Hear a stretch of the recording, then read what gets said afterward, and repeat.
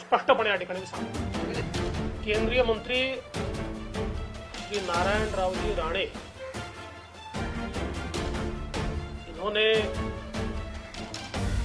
मुख्यमंत्री जी के बारे में जो टिप्पणी की, हम उसका समर्थन नहीं करते। मुख्यमंत्री जी को भारत की स्वतंत्रता का अमृत महोत्सवी वर्ष याद नहीं रहा, इसके लिए किसी व्यक्ति को गुस्सा आ सकता है, वो स्वाभाविक भी है, किंतु उस गुस्से को व्यक्त करने के अपने तरीके होते हैं, उन तरीकों से ही उसको व्यक्त किया जाना चाहिए। किंतु इस वक्तव्य के बाद जिस प्रकार से पुलिस का राज चलाने का प्रयास सरकार की ओर से किया जा रहा है, मैं स्पष्ट रूप से कहता हूं कि भारतीय जनता पार्टी वक्तव्य का समर्थन नहीं करेगी, पर व्यक्ति का समर्थन पूरे तरीके से करेगी। भारतीय जनता पार्टी नारायण राव जी राणे इनके पीछे पूरी ताकत से खड़ी रहेगी। मुझे आश्चर्य लगता है, शर्जिल उस्मानी नाम का एक व्यक्ति महाराष्ट्र में आकर भारत माता को गाली देता है, हिंदुओं को गाली देता है, और महाराष्ट्र की पुलिस अव्वल तो उसके खिलाफ एफआईआर भी नहीं करती, उसके ऊपर कोई कार्रवाई नहीं करती। लेकिन केंद्रीय मंत्री नारायण राणे जी के वक्तव्य के बाद दो जगह एफआईआर दाखिल होते हैं, टीम निकलती है, और सबसे बड़ी बात तो यह है कि पुलिस कमिश्नर आदेश देते हैं कि इनको पकड़ा जाए, कोर्ट के सामने हाजिर किया जाए। पुलिस कमिश्नर साहब को कानून पता है देश का, ये नॉन कॉग्निजेबल ऑफेंस है, और जिसको कॉग्निजेबल बनाने का आपने प्रयास किया है उसमें भी आपको पहले नोटिस देनी पड़ेगी, क्योंकि आपने आईटी एक्ट में दिया है। कुल मिलाकर जिस प्रकार से पुलिस का बल इस्तेमाल करते हुए राणे जी की यात्रा को रोकने का प्रयास किया जा रहा है, अव्वल तो कानूनन पुलिस उन्हें अरेस्ट नहीं कर सकती, पर महाराष्ट्र में आजकल कानून का राज नहीं दिखता। गैर कानूनी ढंग से अगर उन्हें अरेस्ट किया गया तब भी जन आशीर्वाद यात्रा चलेगी। हमारे विपक्ष नेता प्रवीण दरेकर, रविंद्र चौहान और आशीष शेलार उस यात्रा को लेकर आगे बढ़ेंगे। लेकिन पुलिस का इस प्रकार से उपयोग करना, ये सरकार एक प्रकार से पुलिस जीवी सरकार है, इस प्रकार का आज चित्र हमको दिखाई पड़ता है। और ये सारी कार्रवाई जो गैर कानूनी कार्रवाई चल रही है, इस गैर कानूनी कार्रवाई का हम निषेध करते हैं। मैं चेतावनी देना चाहता हूं, भारतीय जनता पार्टी के कार्यालय पर पुलिस के संरक्षण में कुछ लोग पथराव करने की कोशिश कर रहे हैं, इसको सहन नहीं किया जाएगा, इसकी रिएक्शन आएगी। हम कानून हाथ में लेते नहीं है, हम रास्ते पर आकर राड़ा करने वाले लोग नहीं है, किंतु अगर हमारे कार्यालयों को टारगेट किया जाएगा और पुलिस देखती रहेगी तो हमारे कार्यालयों को संरक्षण देने के लिए हम सक्षम है। कुल मिलाकर जिस प्रकार की भूमिका पुलिस की दिखती है और जिस प्रकार से पुलिस का दुरुपयोग आज महाराष्ट्र में चल रहा है, मुझे लगता है कि एक प्रकार से महाराष्ट्र में कानून का राज अभी नहीं रहा है। जिस तरीके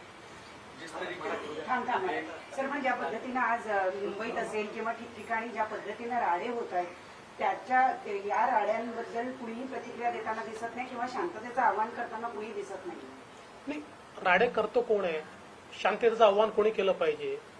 राडे जर शिवसैनिक करत असतील तर त्यांच्या नेत्यांनी शांततेचं आव्हान केलं पाहिजे, आणि ते तर मुख्यमंत्री आहेत, पहिली जबाबदारी त्यांची आहे, दुसऱ्या कोणाची जबाबदारी आहे? मी भारतीय जनता पक्षाच्या कार्यकर्त्यांना सांगतो, भारतीय जनता पक्षाच्या कार्यकर्त्यांनी संयम ठेवावा, कुठेही त्यांनी प्रवोक होऊ नये. हा एवढं निश्चित आहे, आपल्या कार्यालयावर जर कोणी चालून येत असेल आणि पोलीस संरक्षणात चालून येत असेल तर आपल्या कार्यालयाचं संरक्षण करणं हे आपलं कर्तव्य आहे. तेवढ्यापुरतं आपण संरक्षण केलं पाहिजे. बाकी भारतीय जनता पक्षाने शांतता पाळावी. पण महाराष्ट्रात या क्षणाला इतरही जनआशीर्वाद यात्रा चालू आहेत. म्हणजे दानवेची सुरू आहे, त्याच्या आधी भारती पवारांची सुरू होती. इतर कुठल्याही जनआशीर्वाद यात्रेबाबत इतके वाद होत नाही, इतके वाद राणेंच्याच जनआशीर्वाद यात्रेबाबत होताना दिसतात का? तर याचं उत्तर तुम्हीच दिलं पाहिजे. नाही, पण त्यांच्याकडनं वारंवार वादग्रस्त वक्तव्य येत आहेत किंवा असं आहे, मी एक प्रश्न विचारतो की समजा महाराष्ट्राच्या मुख्यमंत्र्यांनी लाथा मारा म्हटलं तर तो ठाकरी बाणा आणि इतर दुसऱ्या कोणी काही म्हटलं तर यांची जीभ घसरली. ही दुटप्पी भूमिका सोडली पाहिजे. मी पुन्हा सांगतो, त्या वक्तव्याचं समर्थन होत नाही, पण तुम्ही दुटप्पी भूमिका सोडली पाहिजे. राष्ट्रवादीकडे ग्रह खाता आहे.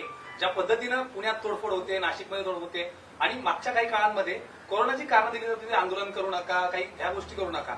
या सगळ्याकडे कसं बघताय? कारण राष्ट्रवादी असेल किंवा जे आहेत ठोसपणे कोणी भूमिका घेताना दिसत नाही.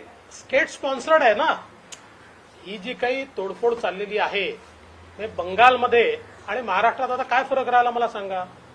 बंगालमध्ये पोस्ट पोल व्हायलन्स असा स्टेट स्पॉन्सर्ड होता आणि त्याच्यावर आपल्याला माहिती आहे आता उच्च न्यायालयाने एसआयटी तयार केली आणि त्यातल्या काही केसेस सीबीआयला दिल्या.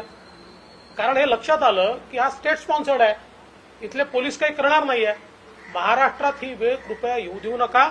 महाराष्ट्र पोलिसांचा दर्जा मोठा आहे, देशामध्ये त्यांना मान आहे, त्यांची मान खाली घालायला लावू नका. दोन्ही मंत्री अशा पद्धतीचे वक्तव्य करताना पाहायला मिळत आहेत. महाराष्ट्राची ही संस्कृती नाहीये, कुठेतरी राजकारणाची परिभाषा बदलते असं म्हटलं जाऊ शकतं काय? हे मला मान्य आहे की महाराष्ट्राची संस्कृती पाळली गेली पाहिजे. ती मंत्र्यांनी पाळली पाहिजे, ती मुख्यमंत्र्यांनी पाळली पाहिजे, ती केंद्रीय मंत्र्यांनी पाळली पाहिजे, ती आम्ही सगळ्यांनीच पाळली पाहिजे. म्हणून मी पुन्हा पुन्हा वारंवार सांगितलं की वक्तव्याचं समर्थन केलं जाऊ शकत नाही. जिस तरीके से राणे के घर के बाहर तक सुरक्षा होने के बाद भी शिवसैनिक पहुंचे और वहां पे लाठी चार्ज हुआ और हंगामा हुआ, उसे कैसे देखते? भैया देखिए, हिंदी में कहावत है, सैया भय कोतवाल तो डर काहे का. तो अभी सैया ही कोतवाल है ना, तो ऐसी चीजें होगी, लेकिन उससे हम तो डरने वाले लोग नहीं है. बंगाल जैसा क्या स्पॉन्सर्ड इस तरीके की violence? देखिए, बिल्कुल जिस प्रकार की परिस्थिति दिखाई पड़ती है बंगाल में, इसी प्रकार से स्टेट स्पॉन्सर्ड घटनाएं हुई. उच्च न्यायालय ने एसआईटी भी तैयार की और सीबीआई को भी तैनात किया. मैं ईश्वर से प्रार्थना करता हूं कि महाराष्ट्र में बंगाल जैसी स्थिति न आए और इसकी जिम्मेदारी सरकार की है. आमच्यावर लाठीचार्ज केला गेला, आमच्यावर दगडफेक केली गेली. राणेंच्या घराच्या जवळ पोलिसांनी आमच्यावर लाठीचार्ज केला आणि आमच्यावर दगडफेक करण्यात आली असं वरुण सरदेसाई म्हणतात. असं आहे, खरं म्हणजे नोटंकी काय असते हे आज आम्हाला पाहायला मिळत आहे. सगळं ठरवून चाललेलं आहे. तू मार मी रडतो अशा प्रकारची अवस्था आहे. सर, जयंत पाटील कुठेतरी असं म्हणतायत की नारायण राणे यांची केंद्रीय मंत्रीपदी निवड ही भाजपची कुठेतरी चूक ठरते. मग ती नरेंद्र मोदी असतील किंवा स्वतः देवेंद्र फडणवीस असतील, त्यांनी यावर खरंच विचार करायला हवा. मला असं वाटतं की हे सरकार सत्तेत येणं ही महाराष्ट्राची कुठेतरी चूक दिसते. तुम्ही सांगता की नॉन कॉम्पिटेबल ऑफेन्सेस आहेत, पण तरी सुद्धा अरेस्ट होऊ शकतं. कुठल्या बेस होतात? कारण तुम्हाला सुद्धा कायद्याची याची माहिती आहे.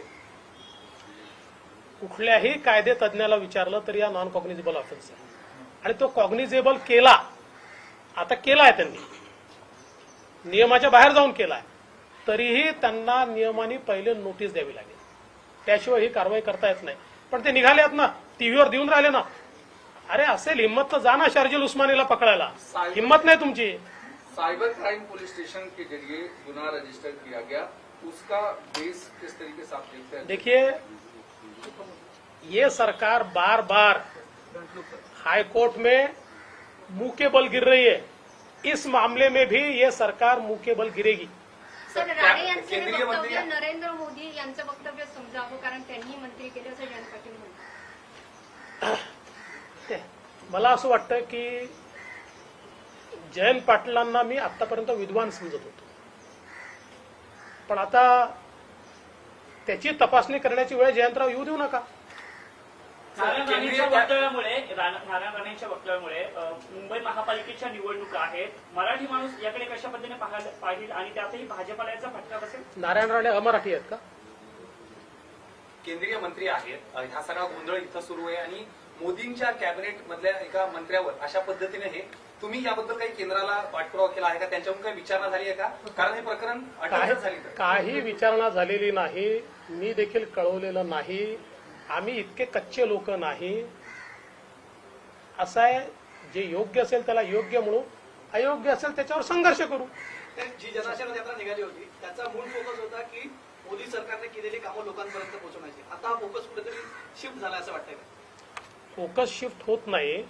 काय असतं की पॉझिटिव्ह न्यूज ही न्यूज नसते, निगेटिव्ह न्यूज ती न्यूज असते, त्यामुळे त्याच्याकडे जास्त लक्ष दिलं जातं.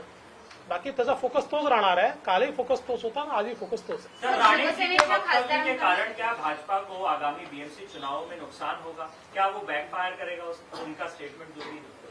अरे भाई, नुकसान होगा इस बात से, और शिवसेना और कांग्रेस और राष्ट्रवादी कांग्रेस को होगा कि महाराष्ट्र में शर्जील उस्मानी आकर हिंदुओं को गाली देता है,